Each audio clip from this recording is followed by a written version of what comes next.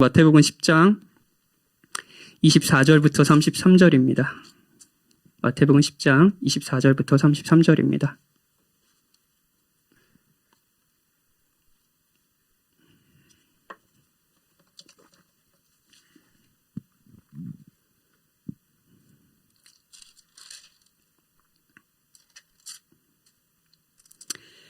우리 한 절씩 교독 번갈아 가면서 읽을까요? 예.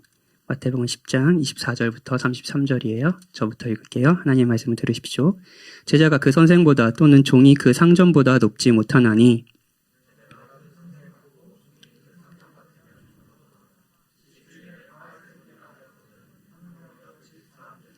그런즉 그들을 두려워하지 말라. 감추인 것이 드러나지 않을 것이 없고 숨은 것이 알려지지 않을 것이 없느니라.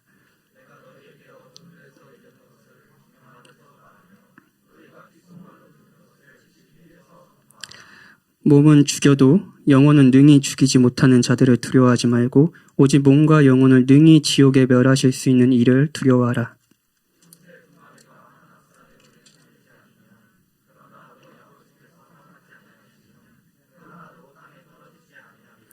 너희에게는 머리털까지 다 세신 바 되었나니 누구든지 사람 앞에서 나를 시인하면 나도 하늘에 계신 내 아버지 앞에서 그를 시인할 것이요 누구든지 사람 앞에서 나를 부인하면 나도 하늘에 계신 내 아버지 앞에서 그를 부인하리라. 우리 28절만 제가 다시 읽겠습니다. 몸은 죽여도 영혼은 능히 죽이지 못하는 자들을 두려워하지 말고 오직 몸과 영혼을 능히 지옥에 멸하실 수 있는 이를 두려워하라. 아멘. 우리는 제가 기도할 때도 이야기했지만 두려움이라는 감정에 익숙합니다. 여러분도 이번 한 주도 여러 가지가 두려웠을 것이라 생각합니다. 그리고 이 우리의 두려움을 이용하는 사람들이 있죠. 선거철이잖아요. 권력을 얻으려고 하는 자들은 군중들의 두려움을 이용할 줄 아는 자들입니다. 그렇죠? 어떤 이들은 안보에 대한 두려움을 이용하고요. 어떤 이들은 가난에 대한 두려움을 이용하고요. 어떤 이들은 사회적 약자들이 더 약자가 되는 것을 두려워하는 마음을 이용합니다. 정치뿐인가요? 직장 생활을 하시는 분들, 다 여기 직장 생활 하시는 분 많이들 계실 것 같은데, 직장 생활을 하면서도 여러분은 무엇인가를 두려워할 수 있을 것이고, 두려워하고 있을 것이고, 그 두려움을 이용하는 누군가가 있었을 겁니다. 그렇죠? 사랑하는 사람 사이에도 마찬가지입니다.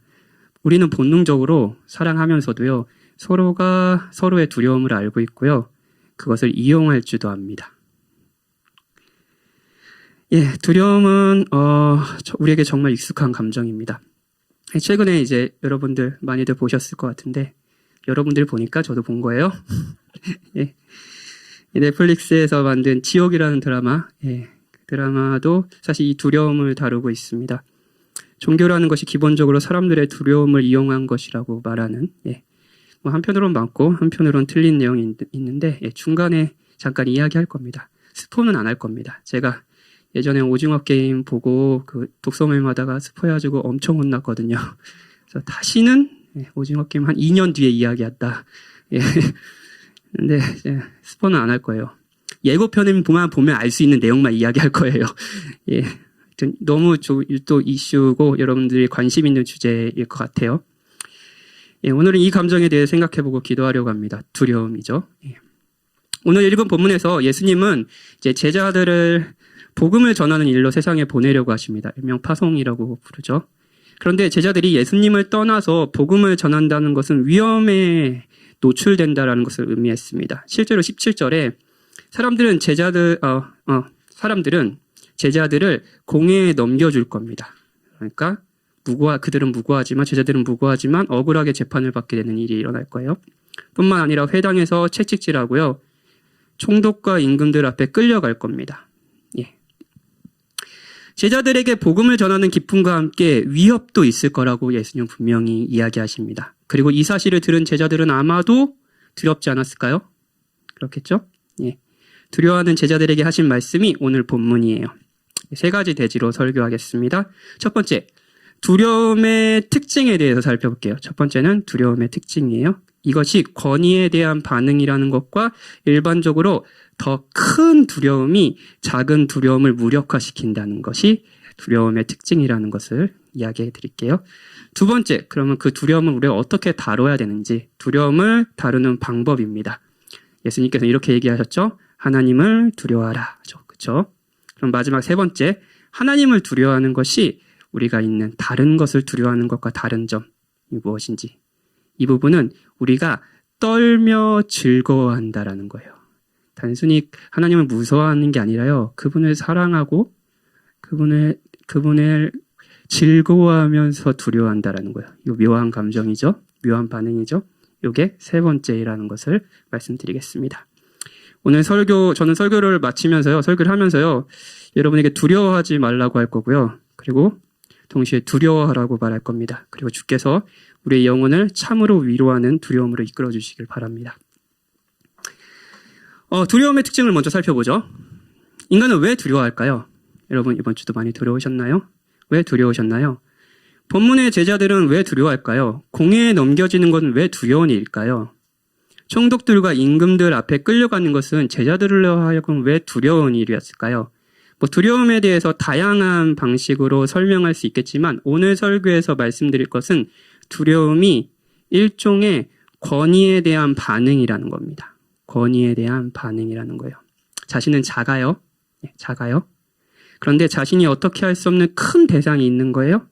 이때 인간이 느끼는 감정이 두려움입니다. 만약 제자들이 총독들과 임금들보다 자신이 크다는 것을 자신이 그들보다 작고 그 임금과 총독이 크다라는 것을 생각하지 않았다면 두렵지 않았을 겁니다. 그렇죠? 예. 자, 4살 난 제 아들이 있어요. 박이한이에요. 예. 설교에 매번 등장하는. 예. 그 아들 박이한은 죽음을 두려워하지 않습니다. 예. 죽음을 두려워하지 않아요. 두려워하면 이상한 거죠. 그렇죠? 죽음이 크다는 것을 모르니까요. 그렇지 않나요?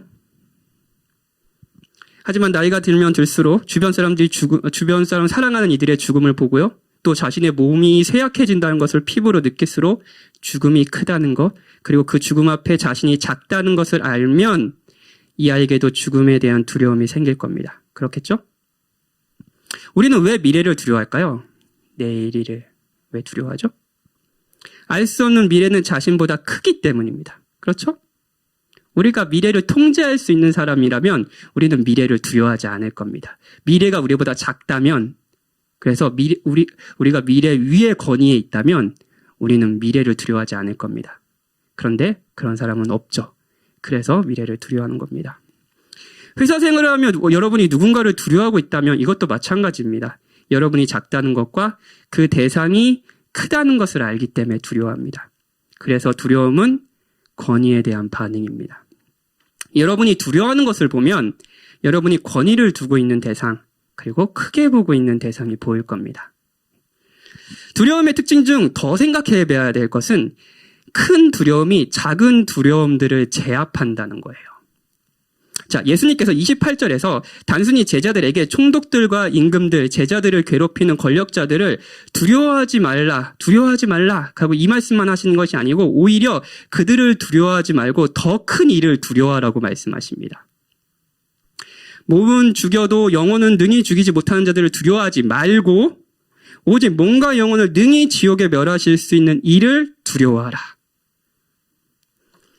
자, 그냥 단순히 두려워하지 말라 그런 게 아니에요.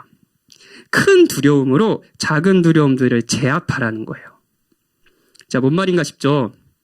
그런데 이것도 우리에게 굉장히 아주 익숙한 개념일 겁니다. 우리는 이 개념을 몰라도 이미 하고 있거든요.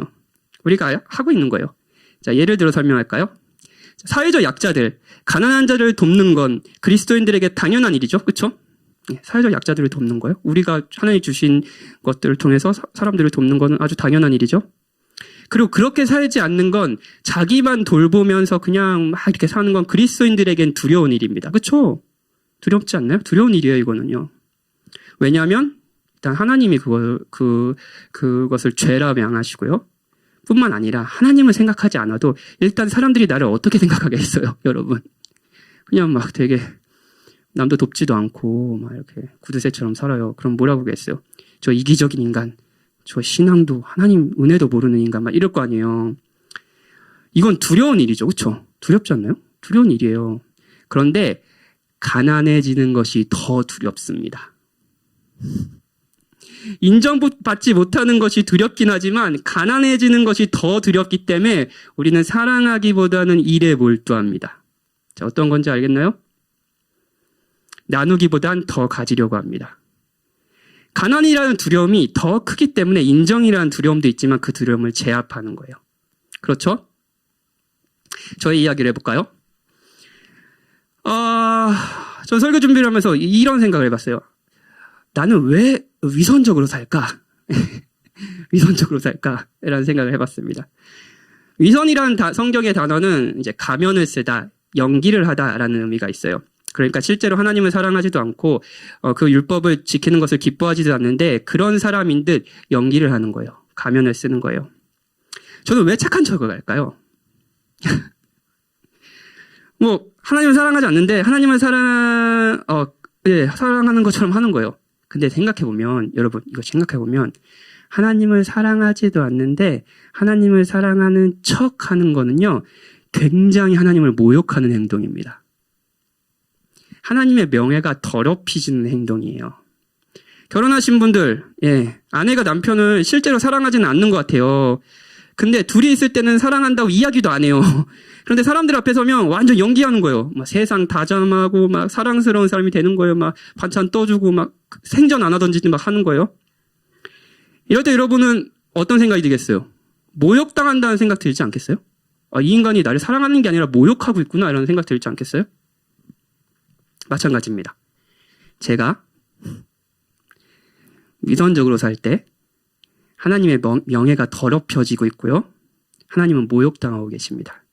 실제로 하나님을 사랑하지 않는데 다른 사람 앞에서 경건한 척, 사랑하는 척 하는 행동들, 실제로 회개하지는 않는데 막 마음은 나에게 돌이켜지지 않는데 사람들 앞에서 난 정말 회개했어. 하나님은 모욕당하고 계세요. 이건 두려운 일입니다. 그렇지 않나요? 하나님의 명예가 나로 인해 훼손되는 건요. 그런데도 왜 위선적으로 계속 사는지 아세요? 제가요? 이걸 알면서도 왜 위선적으로 계속 사는지 아세요? 내 명예가 더럽히는 것이 더 두렵기 때문이에요. 내 명예가, 하나님의 명예가 저로 인해서 더럽혀지는 것이 두렵긴 하죠. 근데 내 명예에 흠집이 나는 것만큼 두렵지는 않습니다. 그러니까 계속 위선적으로 살죠. 두려움은 우리를 움직입니다. 행동하게 합니다. 그리고 더 큰 두려움이 언제나 작은 두려움들을 제압합니다. 두 번째 대지로 넘어가 볼까요? 이게 두려움의 특징이에요. 오늘 본문을 통해서 알 수 있는요.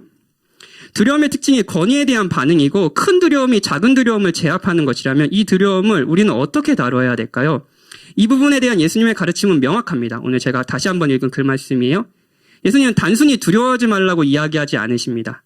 실제로 제자들이 처할 상황은 두려운 일입니다. 제자들은 작고요. 총독들과 임금들은 크거든요. 그들보다 더 큰 권위가 있어요. 제자들의 몸을 죽일 수 있는 능력이 실제로 있었습니다. 만약 이 권력자들이 그냥 저자들을 그냥 죽여라 라고 하면 제자들로서는 대항할 수 없는 그들에게는 힘이 없었어요. 그들은 약했고요. 그들보다 더 강한 자 앞에 서게 될 겁니다. 이건 두려운 일입니다. 하지만 예수님은 이 두려움을 제압하라고 하세요. 가장 큰 분을 두려워함으로 다른 작은 두려움을 제압하라. 하나님을 두려워함으로 너의 주변에 깔려있는 두려움을 제압하라. 이것이 두려워할 제자들에게 예수님께서 하신 말씀입니다. 하나님을 두려워하라는 거잖아요. 그럼 이걸 한번 생각해 봅시다. 하나님을 두려워한다는 것. 기본적으로 아까 지옥이라는 드라마 많이들 보셨죠? 스포 안 해요. 아직 안 보신 분들을 위해서. 지옥이라는 드라마는 기본적으로 인간의 두려움을 다루고 있습니다. 이상한 일이 일어나고요. 사람들은 두려움을 갖습니다. 그리고 그 두려움을 해석함으로 그 두려움을 나름대로 해석하면서 사람들을 이용하는 종교단체가 있어요. 결국 드라마는 종교라는 것이 일종의 사람들의 두려움의 상황을 자기들의 입맛대로 해석해서 조정하는 것. 그러면서 더 비인간적인 사회를 만드는 것이라고 비판하는 시각이 있습니다. 그리고 드라마만 이런 얘기를 하는 것은 아니에요. 대표적인 무신론자인 버트런드 러셀이라는 사람은요, 하나님에 대한 믿음에서 해방될 때 비로소 두려움에서 벗어나게 된다고 주장했습니다. 그리고 이분이요, 나는 왜 기독교인이 아닌가라는 책에서 이런 말을 합니다. 내 생각에 종교는 주로 두려움에 기반을 둡니다. 이 두려움은 한편으로 미지의 영역에 대한 공포심이며 다른 한편으로는 이미 언급했듯이 살면서 겪은 온갖 어려움과 다툼 가운데서 우리 편이 되어줄 일종의 큰형님을 얻으려는 바람에 기인한 것이기도 합니다. 두려움, 불가사리한 일들과 패배 그리고 죽음에 대한 두려움은 이 모든 일의 토대가 됩니다. 두려움은 잔인함을 낳습니다. 따라서 인류의 잔인함과 종교가 서로 밀접하게 연관되는 것은 놀랍지 않습니다. 이는 이 두 가지 모두의 바탕에 두려움이 자리 잡고 있기 때문입니다. 이제 우리는 이 세상에서 과학의 힘을 빌려 조금씩 사물의 본질을 이해하며 정복해 갈 수 있습니다. 지금까지 과학은 기독교 신앙과 교회 그리고 온갖 낡은 규범의 저항을 무릅쓰면서 한걸음씩 전진해 왔습니다. 과학은 인류가 오랜 세월 갇혀 살아온 이 소심한 두려움을 극복하도록 도와줄 수 있습니다. 과학은 더 이상 가상의 조력자나 하늘의 협력자를 마음속에서 만들어내거나 찾아 헤매지 말고 바로 이곳에서 자신의 쏟는 노력에 의존해서 이 세상을 더 살만한 곳으로 만들어야 한다는 점을 가르쳐 줍니다. 은혜 받으시면 안 돼요.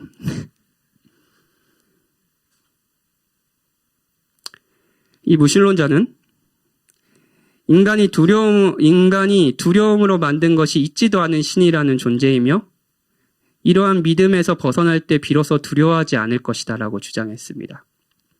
그리고 현대 과학이 두려움 없는 사회를 더 만들 것이라고 주장했어요. 자, 버트런드 러셀은 1927년도에 이 글을 썼습니다. 그리고 한 세기가 지났어요. 과학은 발달했고요. 우리는 러셀보다 더 많은 것을 누리고 있습니다. 그렇죠? 스마트폰도 있어요. 러셀은 없었어요. 자, 1세기 전보다 우리는 더 두려워하지 않는 사회에 살고 있나요?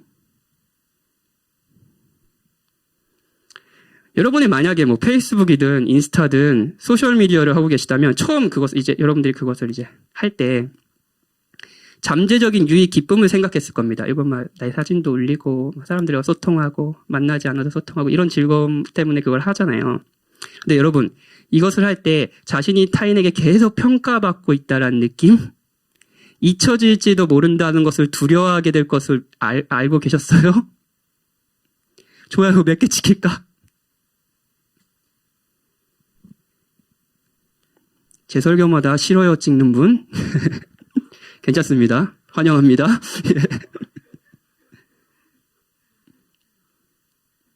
100년 전에는 이런 걸 두려워하지 않았습니다.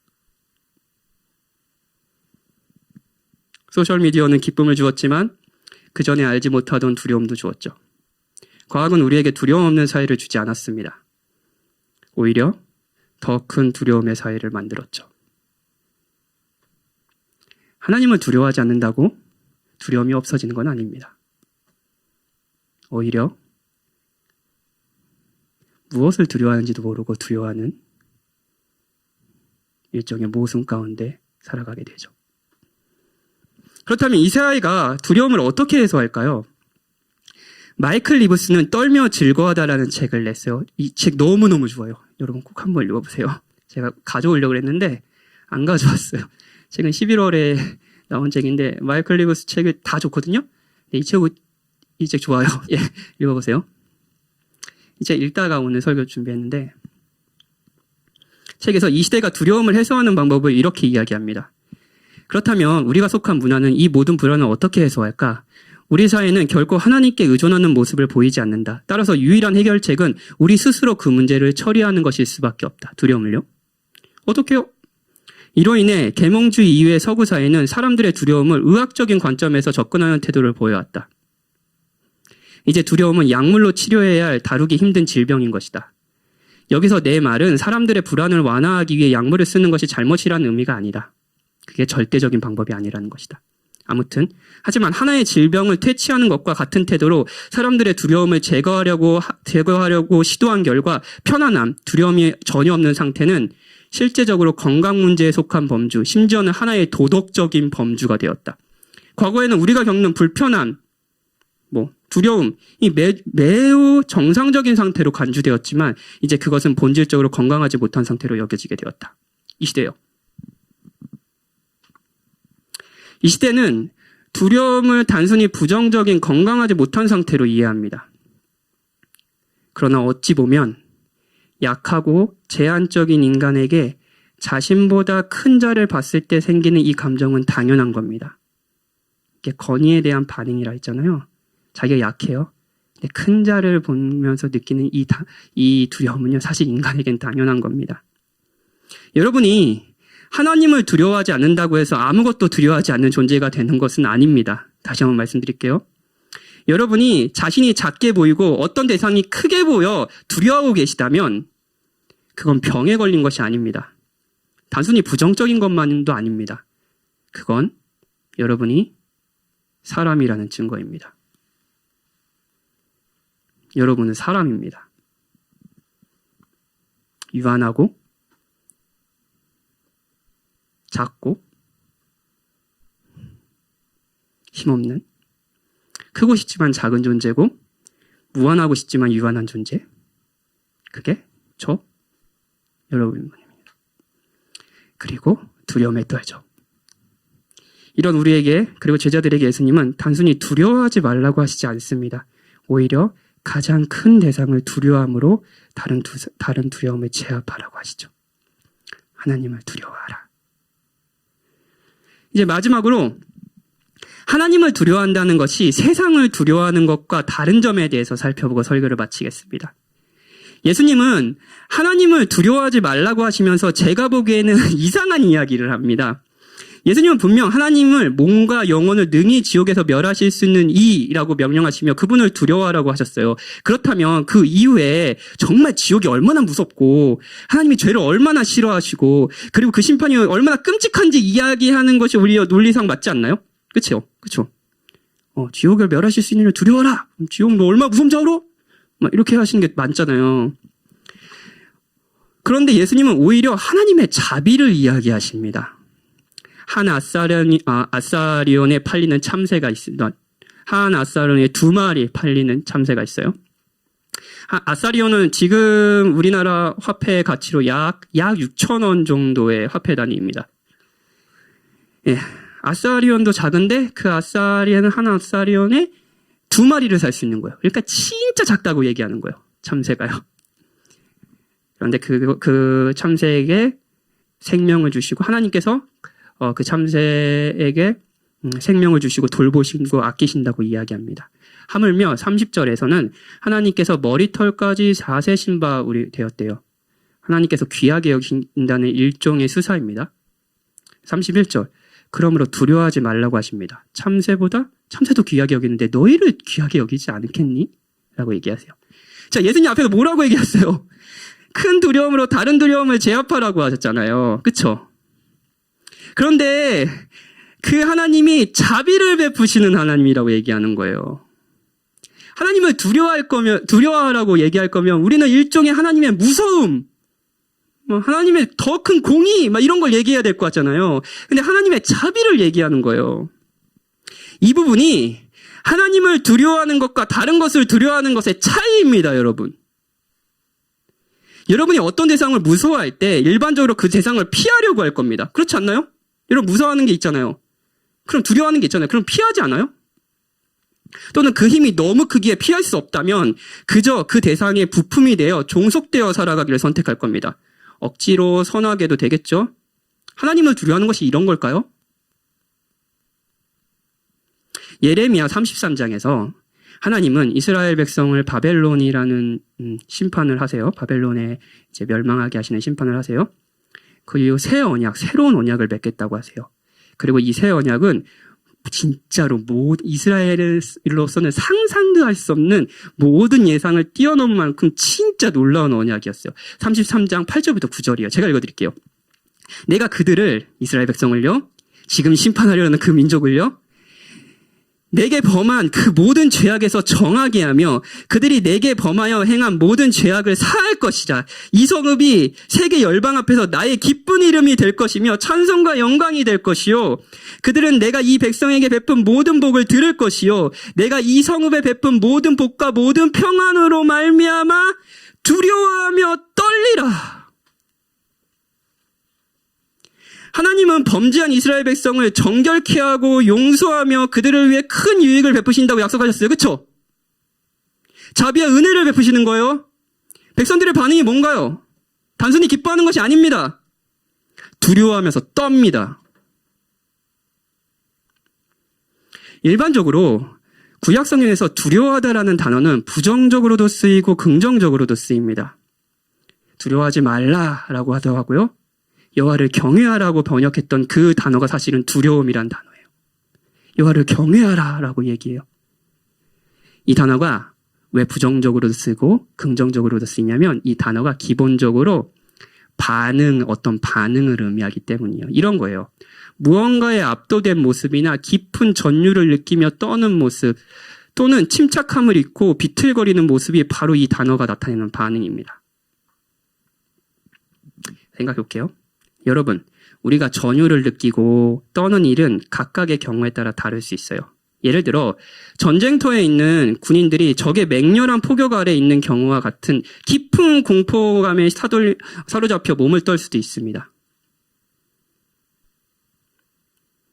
하지만 신랑이 자신의 신부를 처음으로 대면할 때와 같이 압도적인 환희에 빠져 전율할 수도 있습니다. 제가 이 기분을 언제 처음 느꼈냐면 박이한 또 등장? 신생아 때 진짜 안 잤거든요. 얘 진짜 안 잔다. 원래 애들이 이런가? 그런 아이가 있어요. 그런 아이가 있었습니다. 진짜 3시간마다 깨가지고 진짜 얘를 던져야 되나 이런 생각 많이 했는데 기절하고 울고 그래가지고. 근데 얘를 제 뱃속에 이게 아이들이 엄마 뱃속에 있을 때 심장 소리를 계속 들어가지고 심장 소리에 되게 익숙하거든요. 그래서 아기를 제 배 위에 올려놓고 재워요. 그럼 그렇게 울던 아이가 제 배에 이렇게 올라서 저를 확 의지합니다. 이렇게 그냥 몸을 저한테 확 기대요. 그 조그만 생명체가요. 이제 태어난 지 30일도 안 된 생명체가 저한테 확 기대요. 그때 그 신비함, 생명의 신비함, 사랑을 받는다라는 것의 신비함, 이런 걸 저는 전율이 날 정도로 느꼈거든요. 이때도 우리는 떨죠. 성경에서 이 단어를 하나님께 쓸 때 단순히 포탄 아래에 있는 공포심이 아닙니다. 물론 우리가 처음 하나님을 볼 때는 그런 공포심이 들 수 있습니다. 그렇죠? 우리의 죄를 깨닫고 하나님의 공의로움을 깨달을 때 우리는 그 두려움에 빠지죠. 하지만 그 두려움이 하나님을 향한 두려움의 전부가 아닙니다. 그 두려움은 잠시입니다. 그리고 진짜 두려움이 있어요. 하나님의 선하심과 위엄, 그분의 거룩하심과 은혜, 의를 비롯한 그분의 모든 속성에 압도되며 떠는 거예요. 성경은 하나님을 향한 두려움이 그저 고요하거나 차분한 것 또는 무기력한 것이 아님을 보여주기 위해 떤다라는 이 강렬한 반응을 하나님께 썼습니다. 그래서 이 단어를 쓰는 거예요. 너무 즐거워서, 경이롭고 신비해서, 놀라워서 떠는 거예요. 왜냐하면 하나님께 은혜를 받기 전에 이 은혜는 우리가 전혀 한 번도 경험해보지도 못한 은혜였으니까요. 이것이 버트런드 러셀도 모르고 그리고 지옥이란 드라마도 담아내지 못한 두려움입니다. 사랑하는 여러분, 하나님이 선하시고 우리에게 은혜를 베푸신다는 사실을 알 때 그 선함이 우리가 경험한 바 없고 그 은혜도 우리가 차마 알지 못했던 것인데 그것을 누릴 때 우리는 압도당할 겁니다. 전율을 느끼고 떨게 될 거예요. 그때 여러분의 다른 두려움이 잦아들 겁니다. 이것이 하나님을 두려워하는 것입니다. 그리고 오늘 제자들에게 하나님을 두려워함으로 다른 두려움을 제압하라고 하신 그리스도께서 바로 하나님을 두려워하는 분이셨습니다. 이사야서 11장에서 이 오실 그리스도를 묘사하거든요. 근데 이렇게 묘사해요. 이사야서 11장에서 이렇게 예언하는 거예요. 이새의 줄기에서 한 싹이 나며, 예수님 얘기하는 거죠. 그 뿌리에서 한 가지가 나서 결실할 것이요 그 위에 여호와의 영 곧 지혜와 총명의 영이요 모략과 재능의 영이요 지식과 여호와를 경외하는 두려워하는 영이 강림하시나니 그가 여호와를 경외함으로 즐거움을 삼을 것이며 그리스도가 여호와를 경외함으로 즐거움을 삼을 거래요. 그리스도는 여호와를 경외함으로 즐거움을 삼은 분이셨습니다. 그리스도는 그 어떤 것에서 떨지 않으셨습니다. 큰 권력자에게도 대자연에게도 가난에도 사실 눈에 보이는 육체적인 죽음 그 자체도 떨지는 않으셨습니다. 이 모든 것은 우리가 떠는 것임에도 불구하고 그리스도는 떨지 않으셨습니다. 예수님은 오늘 본문에서 제자들에게 이렇게 얘기하셨어요. 공회로 넘겨질 거다 이런 얘기 하셨죠. 근데 예수님께서 제자들에게 이야기한 대로 공회에 넘겨졌고요. 채찍질 당하셨고요. 총독 앞에 끌려가셨습니다. 그렇죠? 그런데 두려워하진 않으셨습니다. 하지만 그분이 전율하며 떠는 모습이 성경에 적혀 있습니다. 십자가를 앞두고 그리스도는 기도하며 자신이 고민하여 죽게 되었다고 제자들에게 기도 부탁을 하셨습니다. 그리스도는 떨고 계셨어요.